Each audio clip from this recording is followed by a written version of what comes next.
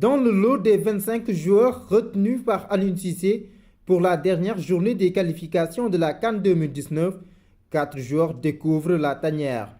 Il s'agit de Mamadou Loum Ndiaye, Djali Kobali Ndiaye, Sada Thioub et Krépin Diatta. Certains ont déjà une expérience internationale avec les petites catégories sénégalaises et ne sont pas des inconnus pour Cissé. Comme vous le dites, Loum Ndiaye, c'est un nouveau arrivant qui a fait aussi ses pas avec les petites catégories. C'est un garçon que je connais très bien parce que c'est moi qui lui ai donné, je crois, ou bien je fais partie en tout cas des entraîneurs qui lui ont donné la possibilité d'être un jeune international avec l'équipe olympique, faisant venir de Ouakam. C'est un garçon vraiment avec beaucoup de potentiel. À Montréal-Reims, il faisait déjà un très bon championnat et arrivé dans un club comme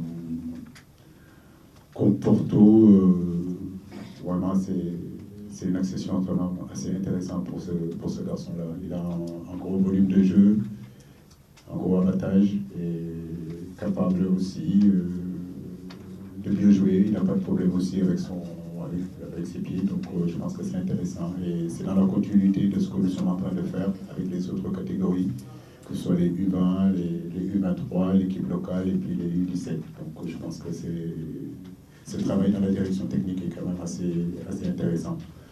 C'est le cas pour Djali Kobali Ndiaye, portier de la sélection des moins de 20 ans, ainsi que Krépin Diatta. C'est pareil pour Dial Ndiaye. Je crois qu'aujourd'hui, c'est important aussi de regarder ces jeunes-là, de voir leur évolution. Tout le monde a vu que durant cette CAN U20, c'est un garçon qui a fait de grosses performances. Donc, on a pensé que pour le féliciter, pour l'encourager, donner aussi un signal fort aux autres jeunes, qu'ils comprennent que l'équipe nationale n'est pas fermée pour eux. C'est le cas pour Ismaël Assar, c'était le cas pour Krépin Diatta qui est là, Sidi Sarr qui était là aussi, qui n'était pas là. Donc il y a vraiment un travail de suivi des jeunes catégories, donc c'est important. En revanche, pour Sada Thioub, c'est une nouvelle expérience qui commence.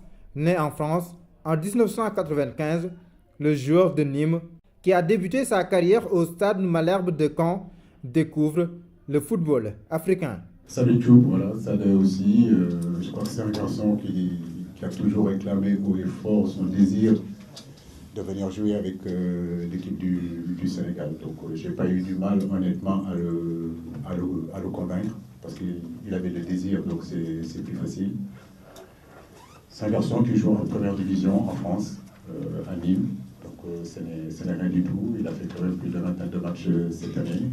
Et comme je l'ai toujours dit, partout il y a un fils du pays qui est capable en tout cas de nous aider à progresser. On le fera venir. Voilà. Donc j'ai eu une discussion très intéressante avec lui. Il arrive dans une équipe, dans une grande équipe, où son poste, il y a énormément de concurrence aussi.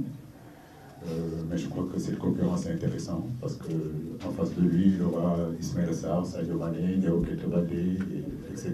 Donc pour un entraîneur, c'est intéressant d'avoir d'autres options.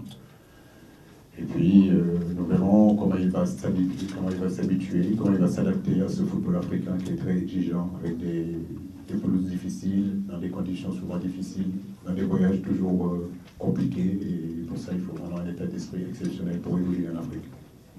Malgré le statut de bleu dans la tanière, le Quatuor a de réelles chances de s'imposer dans le groupe des Lions